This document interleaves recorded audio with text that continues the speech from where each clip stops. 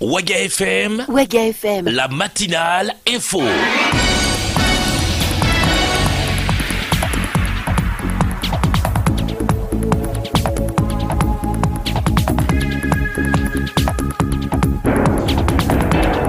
Mesdames, Messieurs, bonjour et bienvenue à l'écoute de nos programmes. C'est le journal sur la radio de toutes les générations. Bienvenue, voici le sommaire.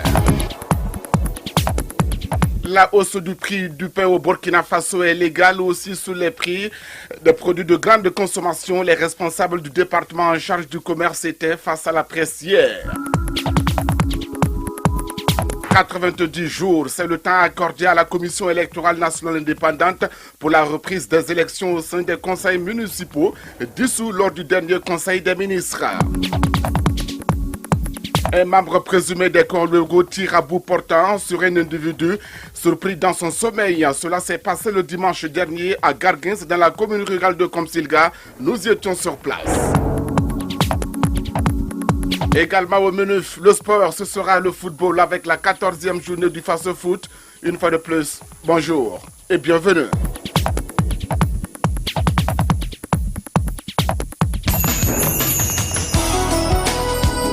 Les infos sur Waga FM, l'actualité nationale. Salif Kaboré à la présentation. Tout d'abord, l'unité d'action syndicale s'est rendue à la primature hier jeudi pour apporter sa réponse à l'allocution du Premier ministre Paul Kabachiba prononcée le 25 février dernier. Cette réponse tendait à relever toutes les insuffisances remarquées dans cette allocution. Le point, c'est avec vous, Aimé Sawadogo.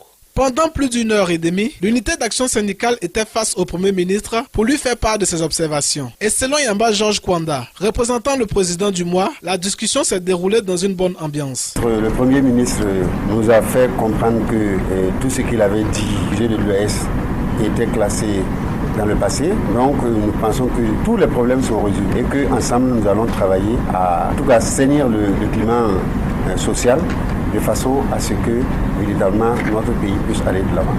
Il a été également question des propositions faites par le Premier ministre au syndicat lors des échanges précédents, à savoir la remise à plat du système de rémunération et de la demande d'une trêve sociale. S'agissant de cette dernière, l'unité d'action syndicale affirme qu'elle n'est pas habilitée à proclamer une quelconque trêve sociale. Yamba Georges Kwanda. L'unité d'action syndicale ne comprend pas l'ensemble des syndicats de notre pays. Vous avez des syndicats sur le plan sectoriel qui ne font pas partie de l'unité d'action syndicale. Donc nous ne pouvons pas dire tout de suite qu'il y aura une trêve sociale. C'est pas possible puisque ces syndicats-là peuvent toujours aller en action. Voilà. Maintenant, ce qu'il a proposé, c'est que nous puissions travailler ensemble.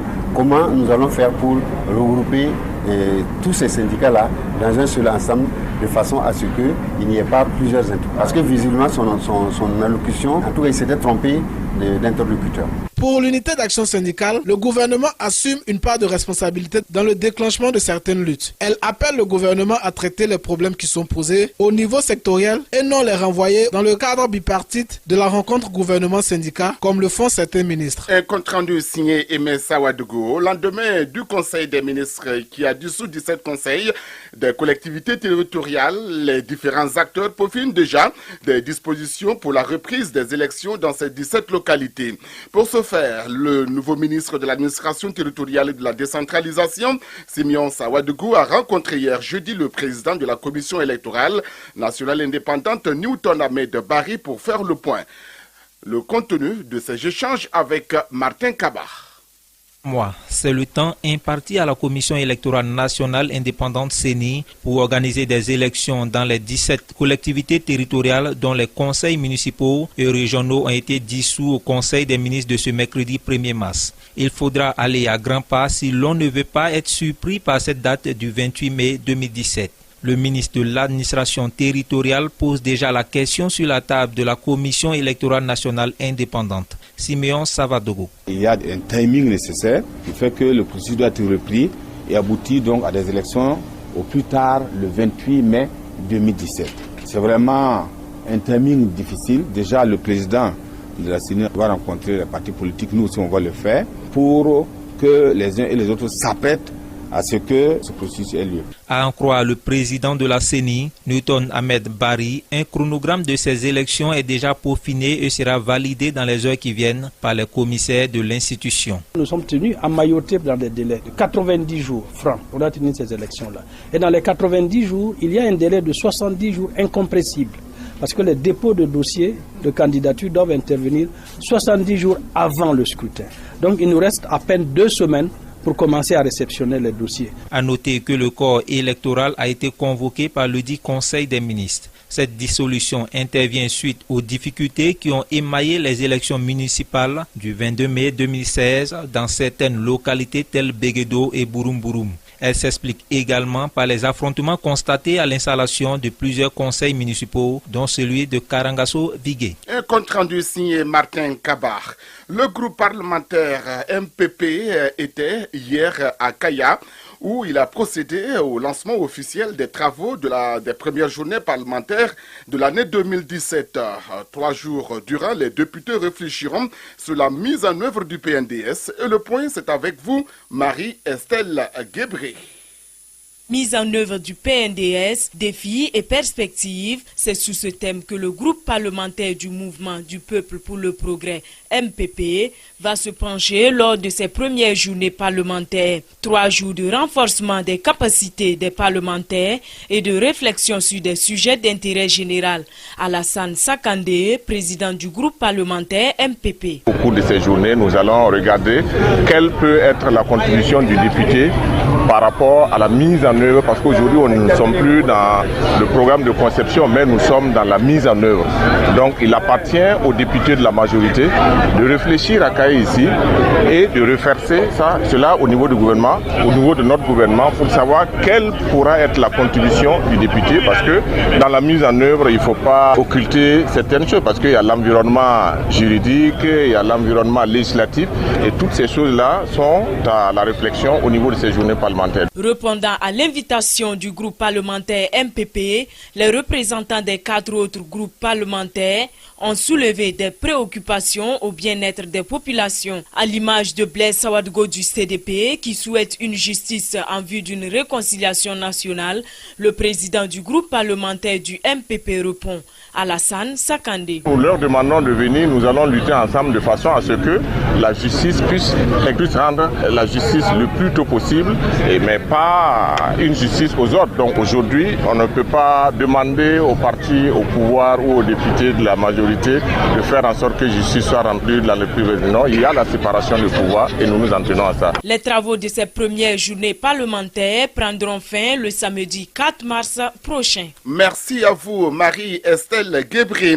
Le ministère du Commerce, de l'Industrie et de l'Artisanat a organisé hier une conférence de presse ici à Ouagadougou. Les échanges avec les hommes de médias ont porté notamment sur les prix des produits de grande consommation et la mise en œuvre de l'arrêt portant promotion des produits alimentaires locaux. Les détails avec vous, Yolande Zumbara. Un certain temps, les populations se plaignaient de l'augmentation des prix des produits sur le marché. Et pour le ministère du Commerce, il était nécessaire d'apporter des précisions sur ces faits. Sibiri Sanou, secrétaire général du ministère de l'Industrie, du Commerce et de l'Artisanat. Le Burkina Faso a opté depuis 1994 pour le libéralisme économique à travers l'adoption de la loi 1594 ADP du 5 mai 1994 portant organisation de la concurrence Burkina Faso. Elle dispose ainsi dans son article 1er, alinéa 1, que les prix des produits, biens et services sont libres sur toute l'étendue du territoire et déterminés par le seul jeu de la concurrence. Ce qui signifie que le commerçant, l'industriel ou le prestataire de services est libre de fixer le prix de ses produits sans l'intervention de l'État. Toutefois, selon l'alinéa 2 du même article, dans les secteurs d'activité économique ou dans les localités du territoire où la concurrence par les prix est limitée, en raison soit de situations de monopole ou de difficultés durables d'approvisionnement, soit de dispositions législatives ou réglementaires, le ministre chargé du commerce peut réglementer les prix dans les conditions fixées par décret. Et l'alinéa 3 donne la possibilité au ministre chargé du commerce d'adopter sur décision du Conseil des ministres des mesures temporaires contre les hausses excessives des prix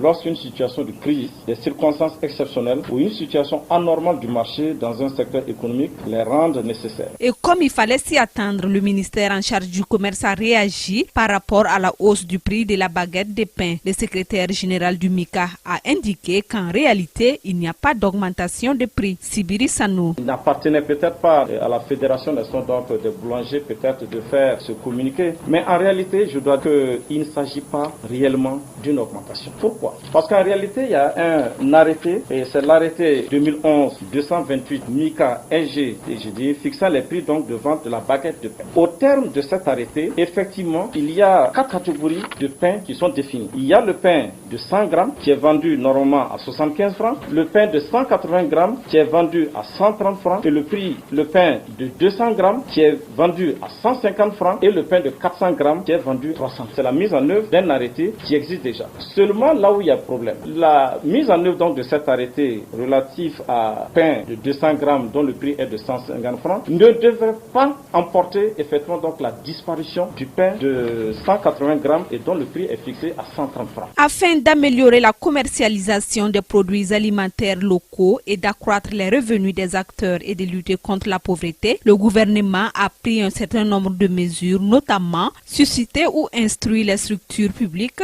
à consommer en priorité les produits alimentaires locaux. Un comité interministériel de suivi sera mis en place pour assurer la bonne marche de cette initiative. Merci à vous, Yolande Zumbara, et bon vendredi. «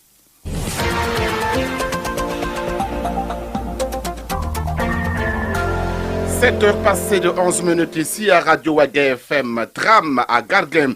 Et c'était le dimanche dernier. Eh bien, nous sommes rendus sur les lieux puisque ce jour-là, un présumé Corluego a tiré à bout portant sur un individu. Il s'agit là d'une affaire de portable qui aurait conduit au meurtre. Le point. Le dimanche dernier, aux environs de 6 heures, que le drame s'est produit. La victime, connu sous le nom de Papa, avait 19 ans et vivait seul dans une cour à 150 mètres du domicile familial. C'est dans une affaire de portable de 6 000 ou 7 500 que Papa est resté. Ce jour-là, tôt le matin, Papa était loin d'imaginer ce qui lui arrivait. Son oncle témoigne.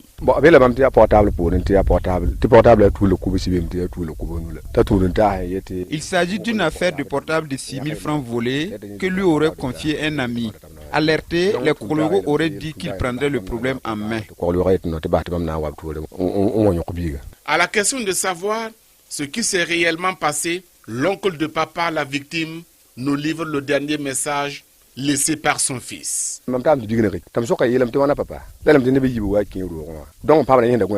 Quand on m'a appelé, je suis arrivé trouver mon fils qui gisait dans le sang. Et tout ce qu'il m'a dit est que ce sont 2 hommes qui sont arrivés chez lui et sans le moindre mot, ils m'ont tiré à bout portant, mais dit-il, je ne pourrai plus me relever. Après son forfait, le présumé Corluego se serait réfugié dans un premier temps au domicile du maire de Komsilga qui lui aurait refusé l'abri. Ensuite, il s'est rendu à la gendarmerie de Komsilga qui en principe devrait le transférer à la maison d'arrêt et de correction de Ouagadougou. Voilà ce qui s'est passé donc le dimanche dernier à Gargué dans la commune rurale de Komsilga. Le centre hospitalier national universitaire Blaise Compaoré a conduit mercredi dernier des opérations chirurgicales en direct des blocs opératoires et projetées par la technique de la vidéo-chirurgie. Cette opération entre dans le cadre de la 57e conférence scientifique du Collège ouest-africain des chirurgiens. Des détails avec Yolande Zumbara. Nécessité de gérer ce problème d'hypertension en gérant bien sûr cette masse adrénalienne. Nous venons d'assister en direct à une intervention chirurgicale sur un patient.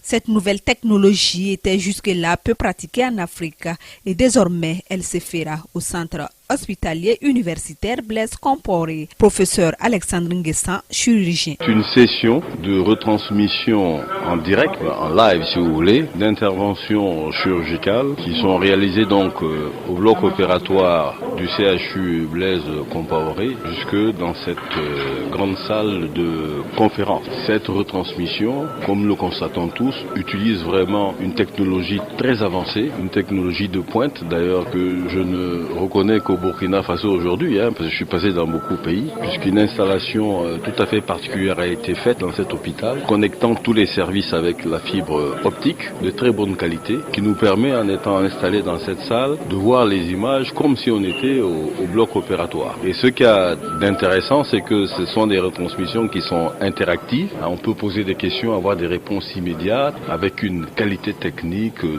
d'aussi haut niveau. On a l'impression d'être à Paris ou à Bruxelles, et où nous avons vu tous ce genre d'interventions retransmises être faites. Et souhaiter que ces interventions qui sont très pointues, qui sont réalisées, puissent bénéficier à un maximum de personnes. Qu'est-ce que la visio-chirurgie et quels sont ses avantages? Professeur Adama Sanou, directeur médical du centre hospitalier universitaire Blaise Compaoré. Nous introduisons une caméra à l'intérieur de l'organisme. Les images sont grossies et on arrive à voir des choses que l'on ne voyait pas avant quand on faisait la chirurgie ouverte tout simplement, et on arrive à être plus précis dans les techniques opératoires. Nous avons la possibilité de retransmettre des images, mais grâce à cette fibre optique, mais nous avons eu l'opportunité de travailler avec Unicom qui nous a proposé des solutions pour que cette salle de conférence, étant donné qu'on est devenu un CHU, que cette salle de conférence devienne vraiment un lieu d'apprentissage pour les étudiants. Que vous savez qu'on a vraiment un très grand nombre d'étudiants inscrits à la faculté de médecine de Ouagadougou. Lorsque ces étudiants seront au CHU Blaise Compaoré, ils pourront, à partir de cette salle de conférence, suivre les interventions qui se font au niveau du bloc opératoire et interagir avec le chirurgien, demander au chirurgien pourquoi l'anatomie de cette partie est comme ça, pourquoi on fait telle technique de telle façon et pas d'autre, et ça permet d'améliorer vraiment la formation au point de vue pratique des étudiants. Ces viséochirurgies ont eu lieu dans le cadre de la 57e conférence scientifique du Collège ouest africain des chirurgiens. Merci Yolande.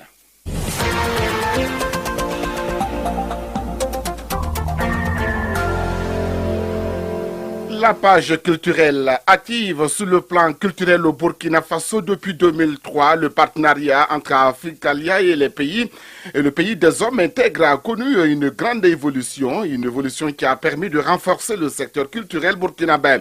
Présente à la 25e édition du FESPACO, Africalia et ses partenaires étaient face à la presse le mardi dernier. Cette rencontre avec les hommes de médias consistait à la présentation du programme 2017 à 2021 d'Africalia au Burkina. Rosalie Konkobo. Convaincu que la culture et la créativité feront l'économie du futur pour le continent africain, Africalia collabore avec des artistes et des organisations culturelles actives dans différentes disciplines artistiques contemporaines, à savoir l'audiovisuel, l'art de la scène, la littérature et l'art plastique. Présente dans le cadre de la 25e édition du FESPACO, Africalia et partenaires ont échangé avec la presse sur le programme quinquennal de Africalia dans la période de 2017 à 2021 au Burkina Faso. Le directeur de Africalia a livré les détails des orientations de ce programme tout en tirant un bilan positif sur leur période d'existence au Burkina Faso. Jacques Mann. Alors la bonne nouvelle, c'est que présent depuis plus de 10 ans au Burkina Faso, et que grâce à l'appui du gouvernement belge et de nos partenaires burkinabés, à nos interlocuteurs et nos partenaires qui seront présents encore pour les 10 prochaines années. Alors le bilan il est positif de manière globale parce que d'une part au Burkina il y a une vraie politique culturelle qui accompagne les acteurs créatifs, les associations. Il est aussi positif parce que avec nos partenaires nous avons réussi en 10 ans à définir des objectifs relativement clairs pour le développement culturel, donc la formation d'acteurs, de journalistes culturels, c'est l'appui au plaidoyer pour faire comprendre à la société civile, aux politiques, aux journalistes qu'être artiste ce n'est pas uniquement une activité de divertissement, mais c'est vraiment quelque chose d'important pour la construction de la société burkinabé. Et aussi, et ça c'est un peu nouveau ces dernières années, faire part en fait du pouvoir économique de la culture. Le directeur général de Africalia a également décliné les grands axes de leur nouveau programme pour le Burkina Faso. Jacques Mann. Nous souhaitons parvenir avec nos partenaires, c'est 4 résultats. Le premier, c'est avoir une bonne gouvernance culturelle. Essayer d'avoir des acteurs culturels qui soient aussi bien gérés, aussi redevables et aussi efficaces en gouvernance que les autres acteurs du développement. Deuxièmement, la formation.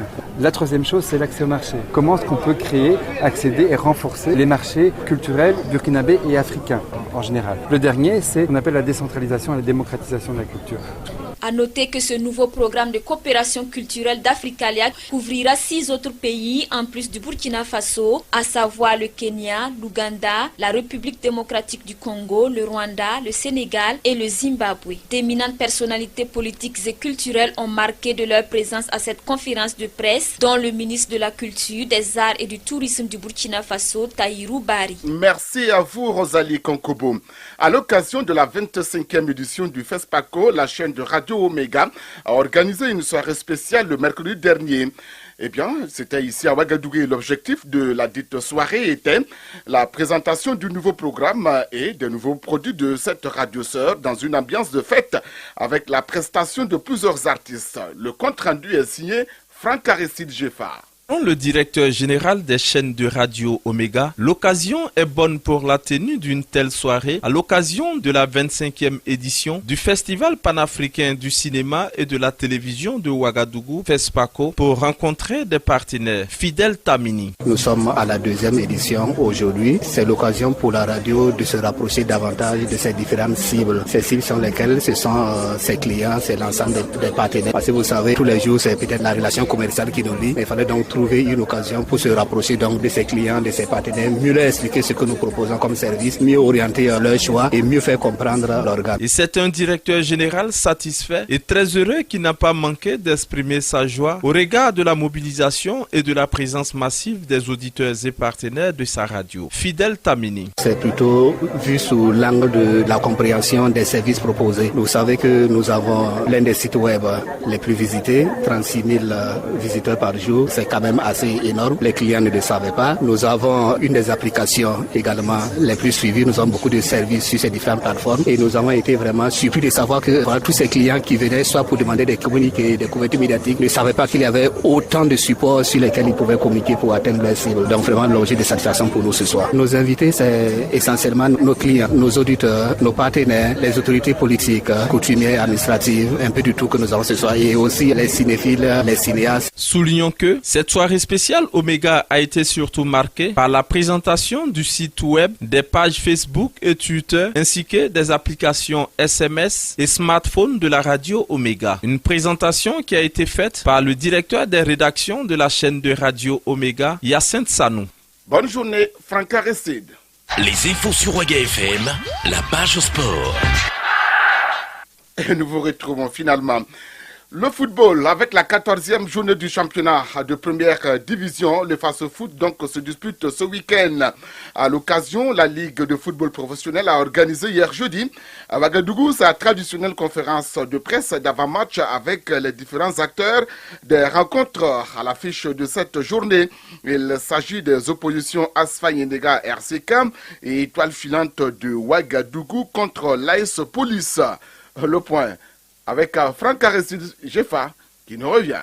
Indiscutablement, la rencontre phare au sommet de cette 14e journée du Face-Foot. L'opposition entre l'Asfa Yenega et le Rail Club du Kadiogo au regard du passé glorieux, de la renommée et de la popularité des protégés de la princesse Yenega, mais aussi au regard du statut et de la forme actuelle des Faucons. Qu'à cela ne tienne, l'on se doit respect mutuel. Abdoulaye Kayama, entraîneur adjoint du RCK. Un match de football reste un match de football. Donc, dire que l'Asfa ne peut pas nous inquiéter, ne peut pas répondre à cette question-là. Nous, notre souhait que les jeunes soient dans leur forme. On respecte beaucoup l'adversaire qui est en face de nous. Même considération de l'adversaire pour le capitaine du RCK qui espère néanmoins avoir le gain du match. Abdoulaye Sawadogo. L'ASFA, quoi qu'on dise, reste une très grande équipe avec vraiment une très grande popularité. Donc je pense que c'était un grand match test pour nous avant notre match aller contre les Algériens. Vraiment qu'on va prendre au sérieux. Pour sa part, l'entraîneur de l'Asfa Yenega, au-delà du respect qu'il voue à son adversaire du jour, reconnaît les faiblesses de son équipe. Seydou Zerbo dit Kroul. Ça va être un match difficile pour nous du moment où nous croisons le premier du championnat national de première division. Et le Rail vient de se qualifier pour le tour suivant de champion de Ligue africain. C'est une équipe qui est bien préparée, une équipe qui est en place par rapport à une équipe de l'Asfa Yenega qui n'a pas du tout préparé sa saison et qui n'est pas du tout organisée pour aborder cette saison. Le capitaine de l'Asfa Yenega, lui, ne veut pas mettre la charrue avant les bœufs et veut jouer crâne sereinement cette rencontre. Anissé Atagana. Nous sommes tous les hommes, on est en football. Les frères, ils sont prêts psychologiquement, même sur le moral, mais on ne va pas pêcher les âmes. Nous aussi, on a nos âmes à nous. On va jouer ce match à fond et puis on verra la suite. À noter que l'autre rencontre au sommet de cette 14e journée est l'opposition entre l'étoile filante de Ouagadougou et l'AS Police et était présent à cette conférence de presse d'avant-match de la Ligue de football professionnel, les entraîneurs des deux formations. Et voici les autres oppositions. On aura ce vendredi ASFB et COSAF à 16h. Ce sera au stade Wobi de Bobo Djoulasso, comme vous le savez déjà. Demain samedi à Sfayenega RCK au 4 août. Et puis UFO AS Police. Samedi toujours, on suivra au stade Wobi RCB Uzo. Le samedi toujours au stade Bachibo Balibé, BPS jouera contre l'USFA. On aura au stade municipal de Banfora Isco Raimo FC. Et puis au lycée Vive le Paysan à Saponé Majestic en découtera avec l'AS Sonabel. Et puis le dimanche au stade Wobi Ajeb jouera contre le Santos FC. Après 13 journées de compétition, le Rail Club du Kadiogo est en tête avec 27 points. Et puis, Aristide de Bansé et la SEC Mimosa ont repris la tête de Ligue 1 en Côte d'Ivoire. À la faveur donc du match joué hier en Ligue 1, Aristide de Bansé a donc fait le doublé avec une belle prestation de Hervé Kwaku Kofi. Une pause et on va à la chronique de la rédaction. Et c'est avec vous, Serge Ekra de la Force. Roulait paisiblement dans les artères de la ville. En fait, je rentrais après une journée de dur labeur. Je n'avais jamais imaginé ce qui allait m'arriver. Le mec avait les flics à ses trousses. Il tentait en fait de les semer. Qu'avait-il fait? Tout comme vous? Je ne savais pas. Avait-il brûlé un feu? Avait-il tenté de jouer les véhicules béliers? Sortait-il d'un braquage ou je ne sais quoi? Difficile de répondre. J'ai tenté de me ranger, histoire de mieux assister à la scène. Grande fut ma surprise quand un flic flingue au poing à ralentir à mon niveau. « Monsieur, arrêtez-vous immédiatement !» m'ordonne-t-il. Oh, mon cœur est tombé dans ma poitrine. Tchara! Aïe, chef, j'ai fait quoi? Arrêtez de poser des questions et exécutez-vous immédiatement. Ah, tchè, c'est quelle affaire j'ai eu la nuit là? Je m'arrête, je descends et j'entends « Mets sur la tête! Allez, mets sur la tête !» Oui, on appelle ça problème. À terre! Couchez-vous, à terre! En moins de 2 secondes, me voici collé à même le sol, mes narines reniflant la fine poussière qui sommeillait sur le goudron haut. Là où ça va chauffer là. C'est quand j'ai entendu des coups de feu. Pang, pang, pang. Je me suis dit, cette fois c'est la fin. J'ai ensuite entendu des grincements de pneus, des cris de douleur et j'ai senti comme un véhicule qui avait démarré en trompe. Et puis après, le calme. Franchement, entre nous, je pensais que je n'étais plus là quand quelqu'un a crié « Coupez !» Et après, ce sont des applaudissements bien nourris que j'entends. Les gens là tournaient un film et ils m'ont improvisé figurant dans leur affaire. C'est parce que c'est dans la période de FESPACO que je n'ai rien dit, hein. Sinon ça là, on n'allait rien couper ici. Allez, c'est ici que l'on s'arrête pour ce journal. Dans quelques instants, vous avez la revue de presse avec Yolande Zumbara. À la demi, la pause commerciale. À 45, commentons l'actualité. Le retour de l'info, c'est à 8h. Bonne journée sur la radio.